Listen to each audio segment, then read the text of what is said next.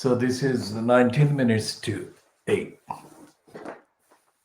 19 minutes to 7 GMT on Monday the 7th of September 2020. And this is part B of the diagnosis of Fleet Street. The first time ever in a very long time, these two words on the front page of any paper from Fleet Street, heartless and clueless, in one way.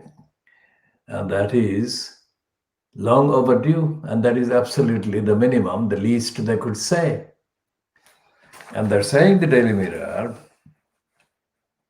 same old Tories.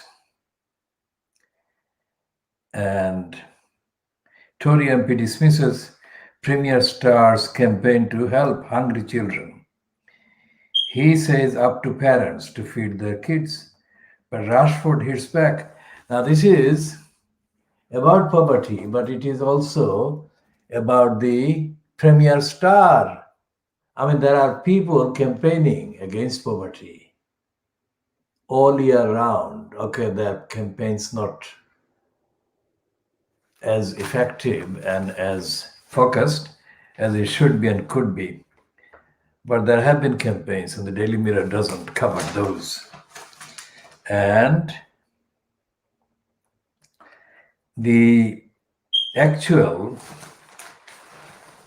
creation of poverty by local councils, and in this case, in the context of this channel, KhoodeelaarTV Channel online, coming from East London, the role of the Newham Council and Tower Hamlets Council are typical of the role played by other councils in creating poverty.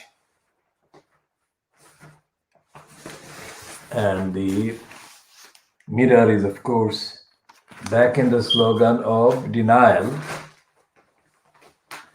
of the virus crisis pandemic.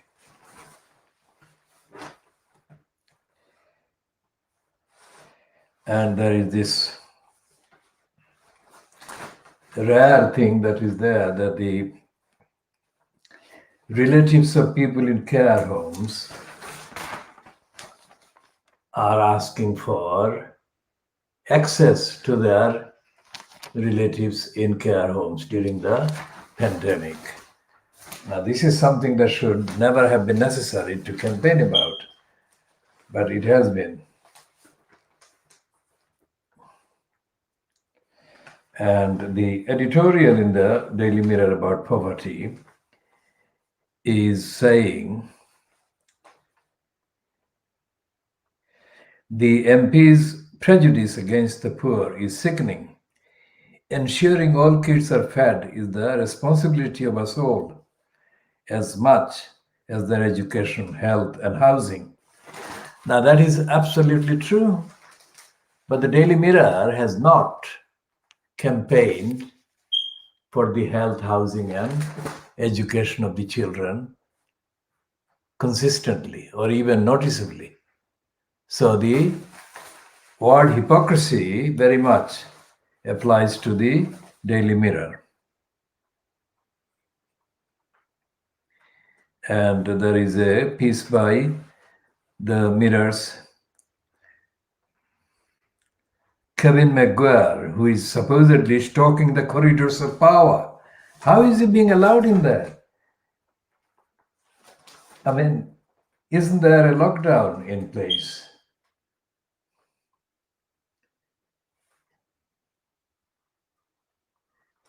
And the Mirror says typically that Boris is to rip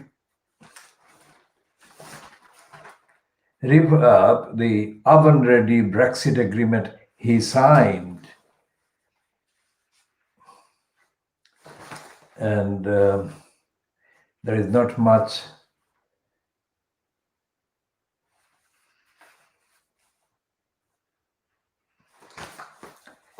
of substance. And then the Daily Express. Now, the Daily Express, as I said, Bieber Brooks, most lunatic, right-wing, racist, and corrupt Daily Express. It is even more corrupt than the Daily Mail, if that is possible. It is even more shameless and brazen than the dirty digger Rupert Murdoch's scum, the Sun, if that is possible. But here it is. It says, as talks resume, PM, it says PM. Boris Johnson is PM, which is really alarming. Boris, no deal, Brexit is a good outcome. So that seems that it is a plan. He has been planning for a no deal showdown right from the start. Now, who is propelling him to do that needs to be reported. And I think there is nothing in the Daily Express inside that actually says anything truthful about this, about the state of government by the dysfunctioning. And Maureen Lipman, who is a poisonous political instrument against the Labour Party, is being promoted on the Daily Express. And she is talking about a new era. And there is a piece about Melania Trump, which is absolutely unbelievably rare for the Daily Express to say that the wife of Trump is the last person anyone should trust. And the Express is saying that the multi-million pounds paid to this pair called Have I Got News for You, that program has been biased. I would say it has been biased for the right wing, that is the racists and the right wing. But that is not what the Express is trying to get across. And most of its gullible, zombifiable readers would take the intended message that even the right-wing pair of Hislop and Martin are left-wing. Now here is the Daily Mail that we started the first part of the diagnosis with. And it's the threat by Priti Patel to change the law. I will change the law to rein in extinction fanatics. I mean, she's saying that the right to protest is too much of a right, and she needs to rein them in. And people who protest against climate change and the threat to the planet are committing some kind of crime. And she is being aided and abetted by the compliant, right-wing, irresponsible, and anti-planet, anti-environment Daily Mail with this 2-page spread saying that this mob is very middle class. So what? The entire Conservative Party is middle class, and the Daily Mail is middle class, and in terms of the wealth, upper middle class. So what are they trying to get across about this climate extinction rebellion, people being of the middle class?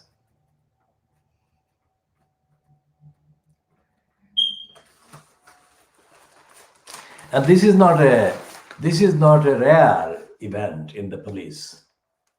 I mean, the Daily Mail targets its kind of critical coverage depending on the corrupt agenda it has. This is about the child sex abuse scandal kind of informer, Nick, and the BIP child sex abuse. Source. And what is happening here is that they are criticizing this policeman, just one policeman. who was centrally involved in the allegations being pursued. And it is talking about the airlines getting impatient to get back on flights. And then it has got the typical contradiction on page 12. Are we in grip of a surge in corona? Cases rise by 3,000, highest since May. So the Daily Mail is totally, absolutely irresponsible, ignorant, and corrupt. On the previous pages, it is saying that everything should be opened up, the airline should be allowed to fly, and this page it says that there is the highest number of infections since May.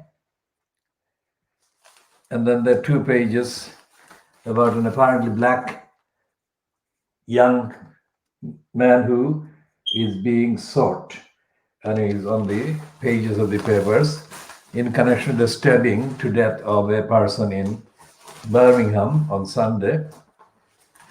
And there are other angles.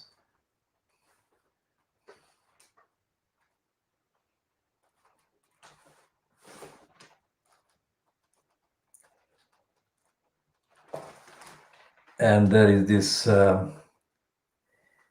editorial saying that planes should be allowed to fly. And the first editorial is against the protesters. It says about press freedom, but actually freedom of speech is not acceptable to the Daily Mail if the freedom of speech and expression of opinion concerns the action exposing in any way, to any extent, the wrong behavior and policies and decisions and practices of the government that the Daily Mail wants to keep showing up. And this is the wife of Conrad Black, who was jailed for fraud in America about 12 years ago. And she is Barbara Amil, the Canadian. And Barbara Amil, is one of the most right-wing, intolerant, anti-democratic kind of abusers of media.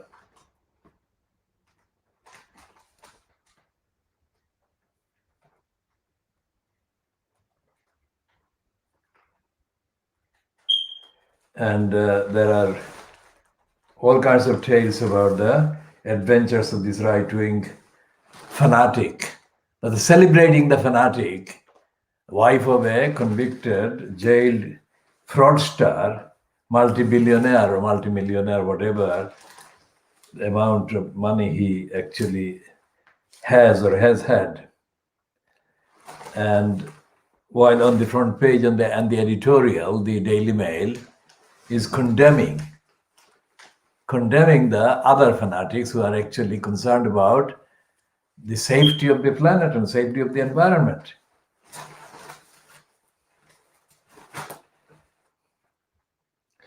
And on the pages 32 and 33 of the Daily Mail, it is talking about the Nazi bombing of London 80 years ago.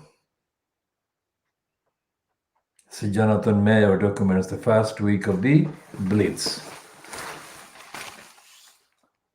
Remember, the Daily Mail, years before that, was appeasing Hitler and supporting Hitler, as was the Times.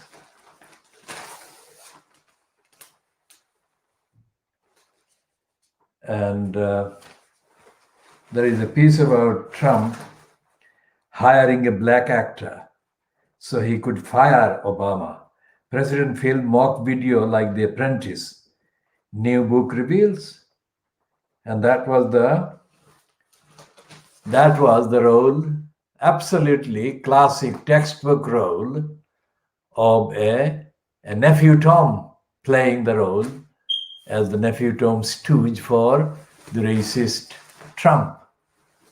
Trump has caused severe damage to the official race relations in the USA by attacking Obama.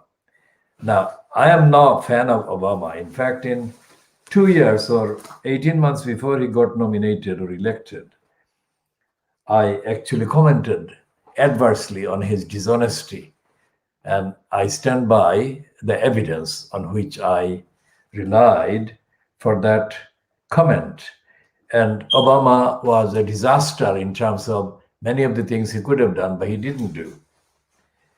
And he was a warmonger, he was a war trader, and he was an aider and abettor of the anti-Muslim jargon and the jingoism that has been fueling under Trump was actually encouraged by Obama as well, as was Hillary Clinton's role. And there are other things about this Stormy Daniels deal about Trump's sexual kind of misconduct.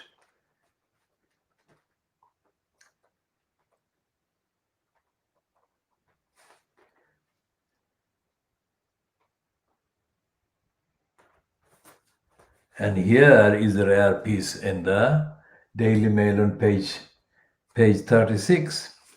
Well, it's a rare piece because the Daily Mail should, if it were a truthful newspaper, as patriotic as it claims to be, it should be reporting this kind of behavior by local councils every single day, because across the country, local councils are corrupt and dishonest.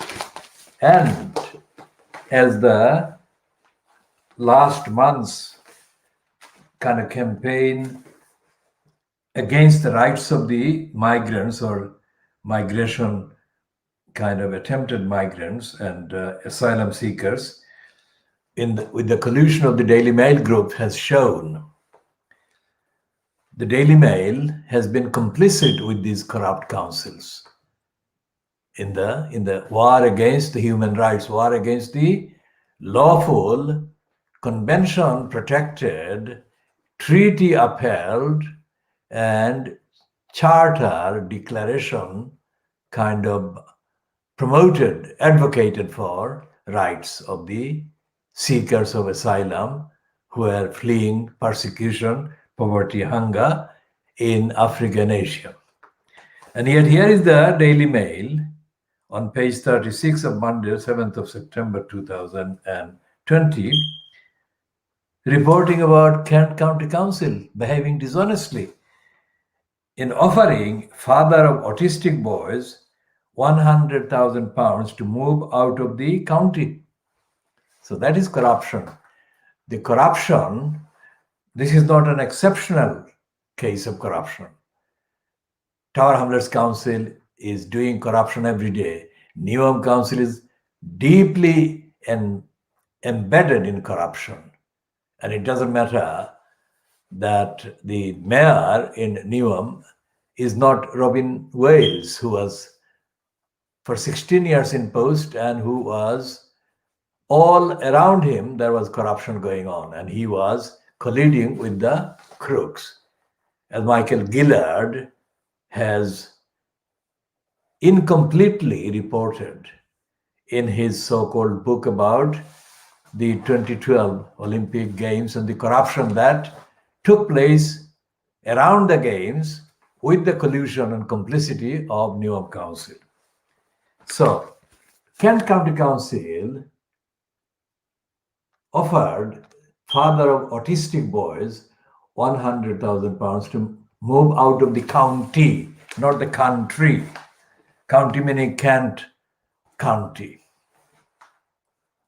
A father of two autistic children claims a local authority offered him £100,000 in cash to move his family out of the county for 5 years. Tom Brown said the proposal was made by Kent County Council after he made a formal complaint about the support being offered to his sons. Anyone viewing this would know that I have been going on about the safeguarding children duty that the Tower Hamlets Council has been violating brazenly and persistently for years and years.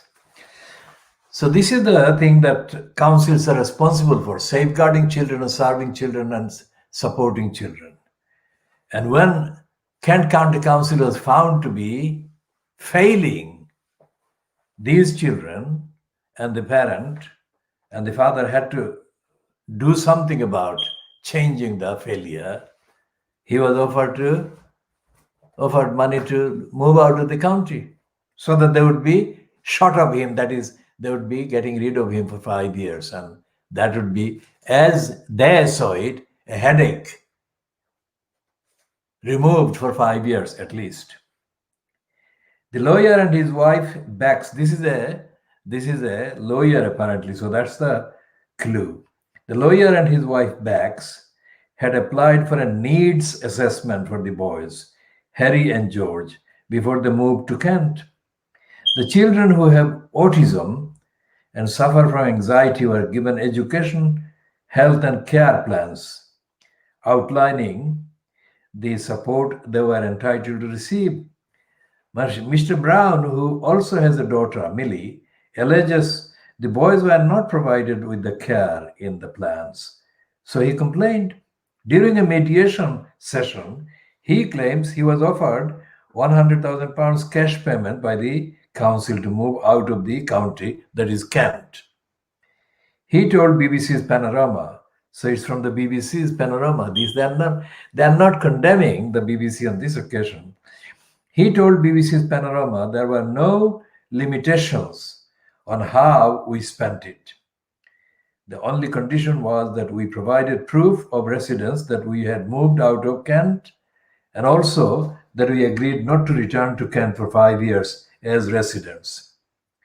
Asked by a BBC journalist how that would help, Mr. Brown said that maybe another local authority might be able to help them. Mr. Brown of Sittingbourne, that is in Kent, added, I'm still staggered by it. Why would they use that money to get us out of the county rather than to use it to help my kids? It feels like a huge waste of public money. The offer was formalized in a written document seen by the BBC, which Mr. Brown eventually decided not to accept. Kent County Council said it made the offer as it understood the family wanted to move. The Browns refuted this. Now, this is Kent County Council lying. No doubt about that. If they wanted to move, then why would they? If the family wanted to move, then why would the family be offered this extra money, £100,000? Clearly, there is a catch. So, the Daily Mail, rare event for the Daily Mail, it doesn't mention that it is the same county council that was being used as a proxy propaganda outfit in the war against migrant children, refugee children, by Boris Johnson and Priti Patel only a few weeks ago. And the Daily Mail colluded with the propaganda and the war against the rights of the children. Okay, so the Times is echoing the same line as the Daily Express, but in a different kind of wording. It is saying that Johnson is claiming that a no deal over the EU exit would be a good outcome. I don't even want to go into the details of Boris's lies, because that is not worth the time. It is that Boris is lying, and the Fleet Street media are lying for him and with him, and they're not questioning. These ones are not questioning why he is lying or he's lying. And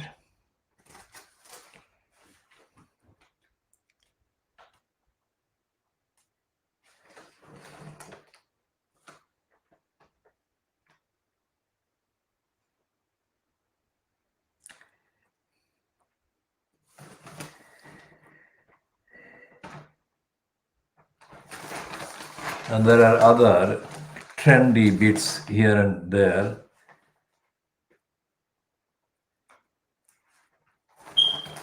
And there is endless amount of publicity for the Tories. And there is this piece about the election that saying that the Tory MPs in former Labour red wall constituencies are asking Boris Johnson to pay money to those constituencies, and that is directly a bribe. So that is what they're saying. It's not about the actual disparity that exists and being widening between various parts of the country, but the diversion. And the Times has the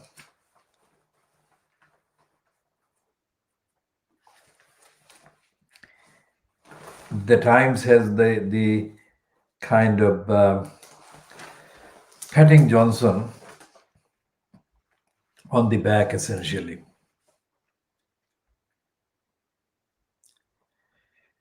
And here is a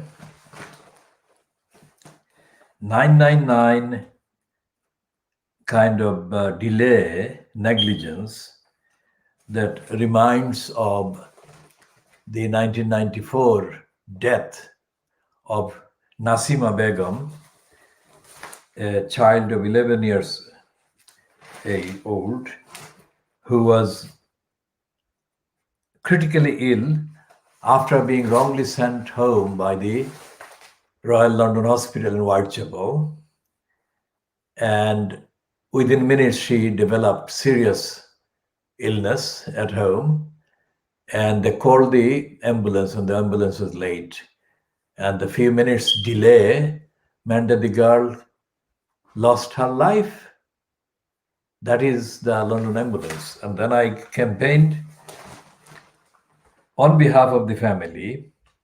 And Virginia Bottomley was the health secretary in John Major's government at the time, 1994. And my campaign obviously took place just before Bottomley was shifted out of the post. There is no way that they're going to admit that it was my campaign, but I created the maximum pressure on the London Ambulance Service, which was forced to conduct an inquiry and confess to many mistakes and things. And that is what these people are in a bomb inquiry to a girl's family, the family of a girl who died in the Manchester Arena bomb, are asking the inquiry to explain the shambolic 999 response.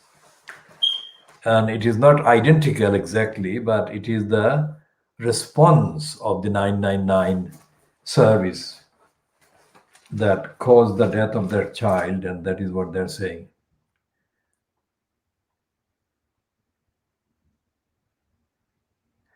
And now this is the horrific anti-democratic news item in the Times that are peddling. They're saying more elected mayors and fewer councils to break Labour's red wall strongholds.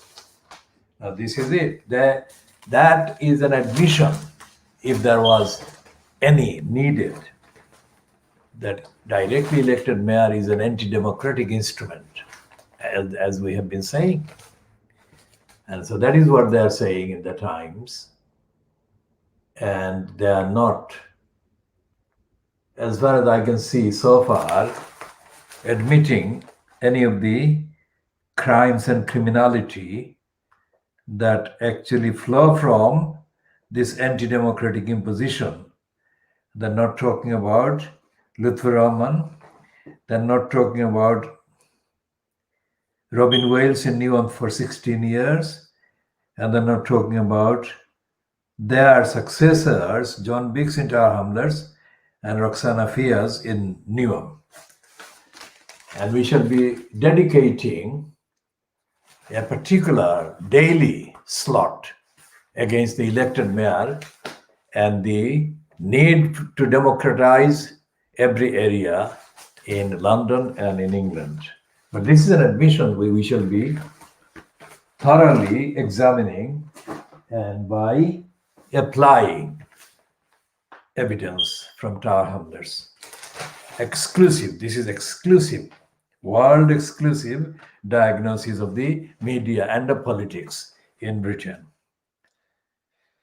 And the footballer Marcus Rashford told the MP to speak to struggling families. This same story that the Daily Mirror has been putting on the front page about cruel and clueless. Now, there is a shocking item here. 18 million pound London homes of family linked to autocrat. Now, this is not news to us, but this is the news that is news to the likes of the Times. Housing is a crisis that has been created every day by everyday decisions by the councils and by the corrupt county court judges. The judges are the wrongdoers and they need to be prosecuted for creating homelessness by granting outright possession orders and eviction orders. And now being the 7th of September, it's less than 2 weeks now for the end of the ban on eviction proceedings. So we shall be having to talk about that in later editions and in the editions to come before and after the end of the ban on eviction proceedings. The family of a Belarusian businessman believed to have links to President Lukashenko have bought London property worth millions of pounds through a web of offshore companies, the Times can reveal.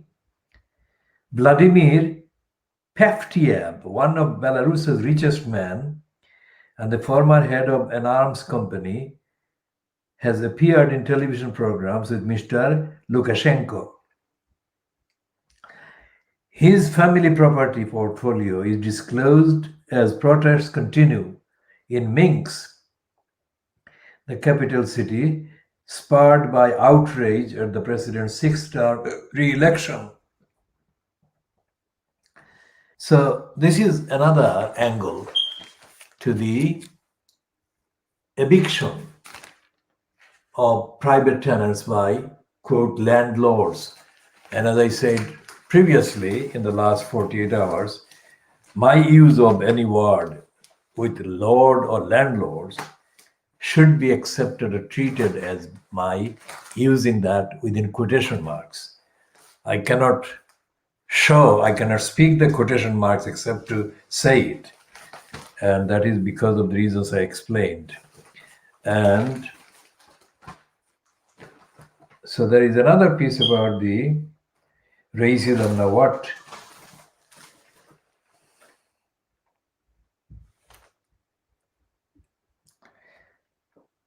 the Charles Darwin's artifacts could go in museums, racism row.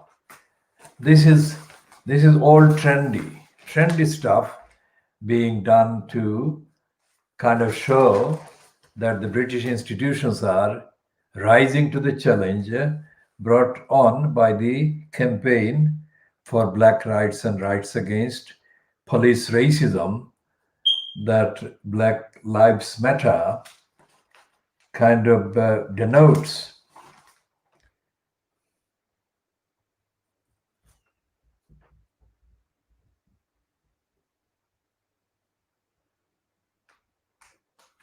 Now, this is a ludicrous and unacceptable claim.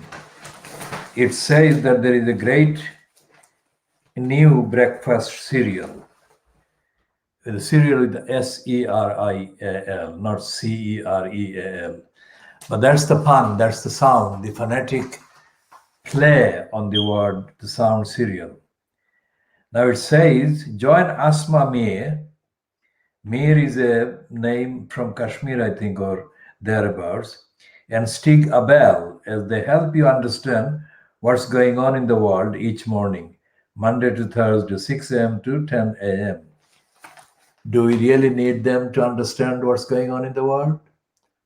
That's outrageous.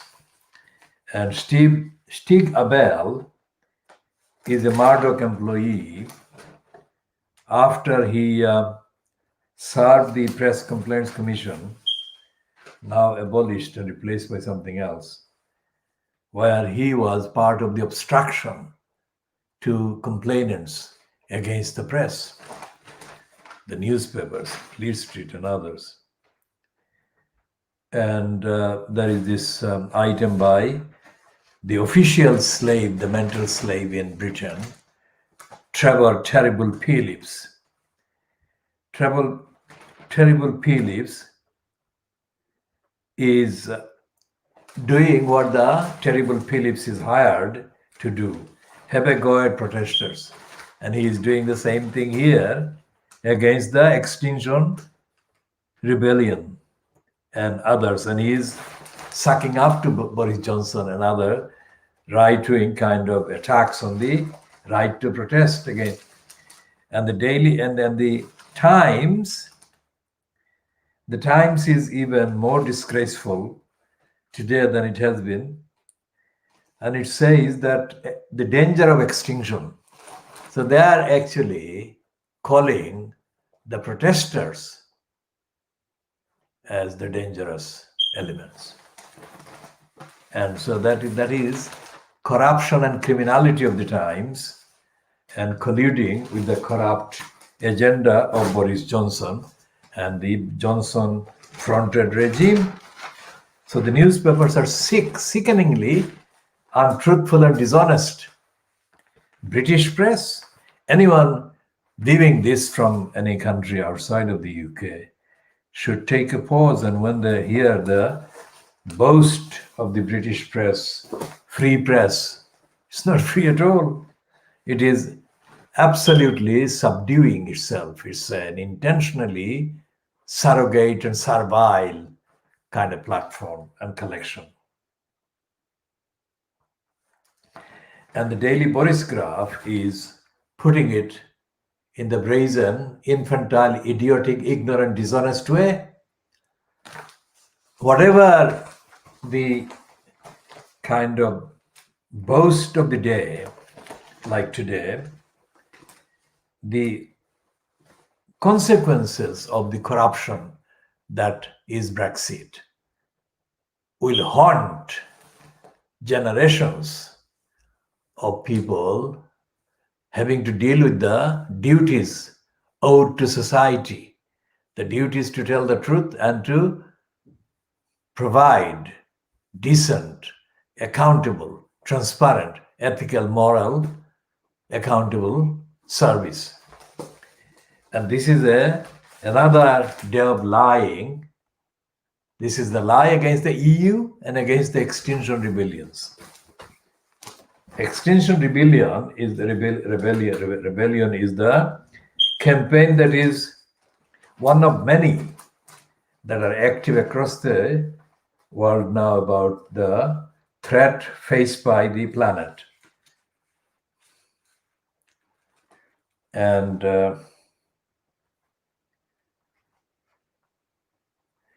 there is the piece here in the Telegraph as well about the elected mayors. So the elected mayors are being promoted by the Tories in order to undermine democracy. And by that, the mean and the aim to undermine the electoral appeal of the alternative, if there is an alternative, that is the Labour Party. And the newspapers are kind of rallying against the Extinction Rebellion protests, which are protesters, and the protest organizer has called the newspapers are like Nazis. And what will happen in the days, in the weeks to come, will be the use of this protest as a pretext to bring more anti-democratic legislative measures to undermine democracy. So they've got the British official, black-skinned, mental slave Trevor Terrible Phillips already ahead on the list of attackers against the protesters. So this is the reality of the UK, and there is nothing that the Labour Party, as quote led by Keir Starmer, has offered in support of the environment, in support of the protesters, in support of the right to protest. In fact, he is colluding with Johnson's agenda and slamming the really kind of bourgeois protesters who have not done any serious damage to anything except to raise the diversionary headlines. And they're not making any difference in terms of forcing anything on anyone, but they are raising a topic. Whatever the interpretation, they are not rioters in the sense of the ordinarily understood riot, and there is no evidence that they are against patriotic Britain. All they are doing is drawing attention to the climate change, and that is the minimum that all the protesters are entitled to do, minimum, least. And yet they're being vilified, they're being demonized. So what the newspapers in Fleet Street are doing is serving as the kind of attack dogs of the propaganda of hatred against anyone who chooses to democratically protest against wrongdoing, wrong policies. That's what they're doing. So it's a fascistic. Now this guy is in the picture from the Birmingham murder kind of inquiry. So they are calling for him to be arrested in a kind of forthright way. They are putting that headline.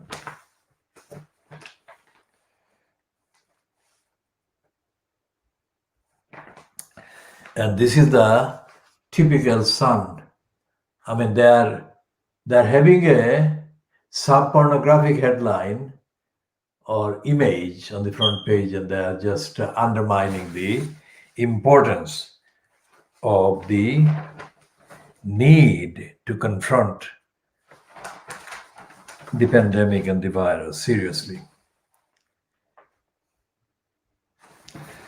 And they're saying that this is what they're saying, 2 pages.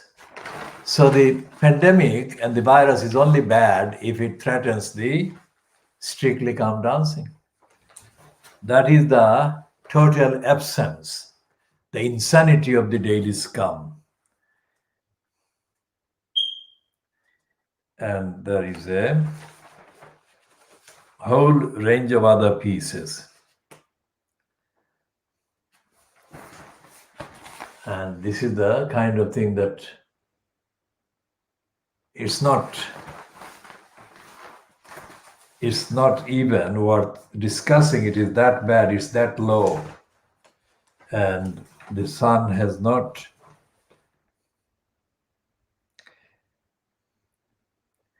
and the Sun is saying the Trevor Kavanagh is definitely one of the sickest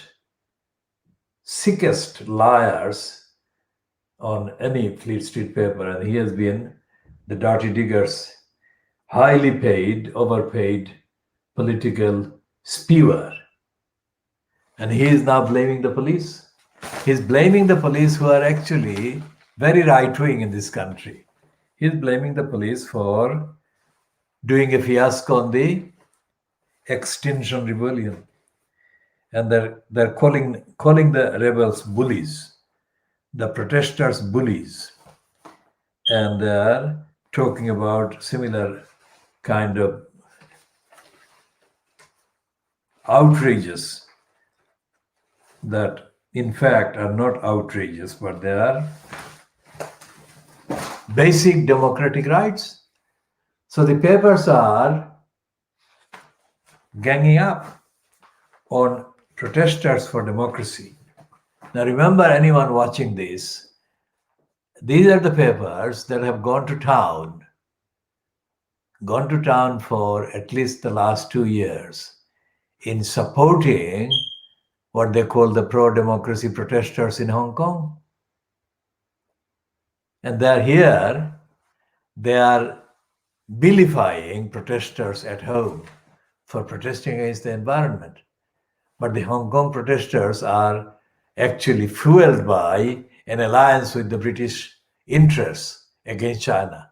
Now, I'm not saying either way that China is right or Britain is right or wrong, but the contrast is absolutely stark. The role of the papers in going over the kind of limit in praising the Hong Kong protesters and their role in condemning the protesters on climate change in this country is what I'm drawing attention to.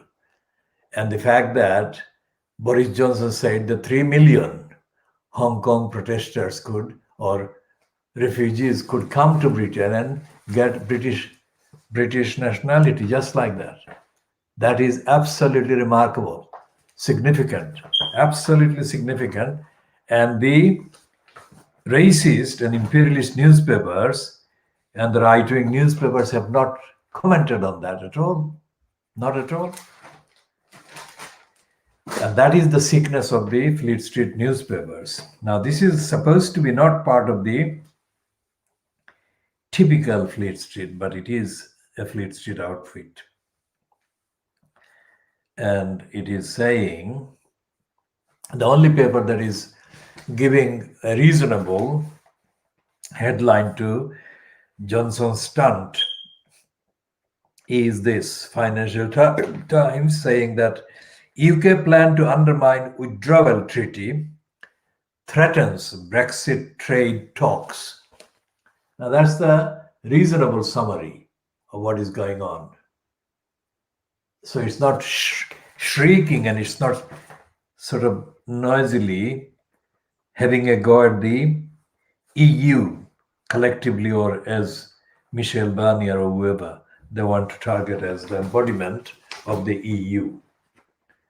And that is that headline in the Financial Times front page is factually accurate.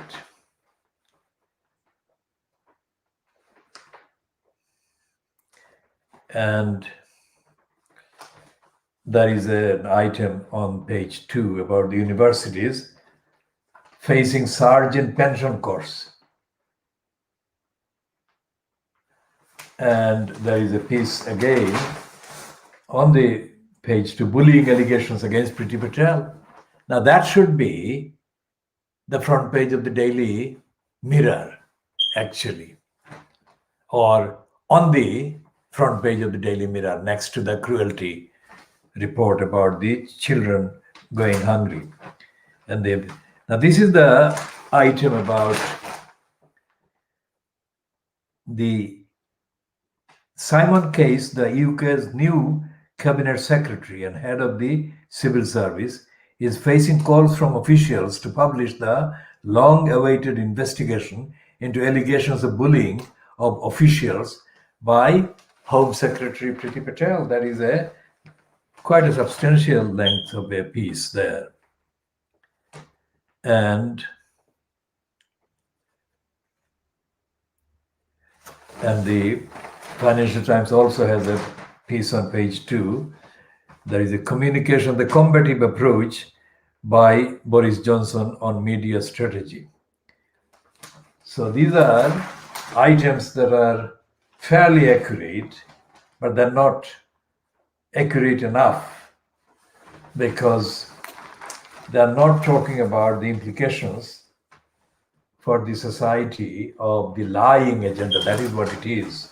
And they're not connecting it to the real lies that Boris Johnson, Michael Gove, and others perpetrated about Turkey joining the EU in the referendum. Turkey was never on the agenda to join the EU, and Turkey would never be allowed to join the EU.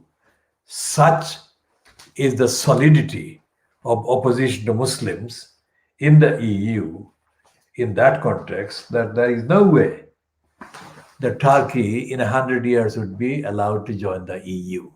And yet, Johnson and Gove and others openly said that Turkey, 70 million Turks, would be entitled to come to Britain if the British remained in the EU. So, we'll be talking about some of these in some detail, especially those 3 items in the Financial Times, well, 4 items in the Financial Times, and we shall show that the Financial Times itself is guilty of tinkering at the edges and not delving deeply enough into the depth of the depravity and the lying peddled by the rest of the papers and peddled by the regime fronted by Boris Johnson. So these are the few world exclusive diagnostic notes that we have made in this part of the diagnosis of Fleet Street, which part is coming to an end at 0734 GMT on Monday, the 7th of September 2020. We shall be continuing the next parts and we shall be including other items in those parts.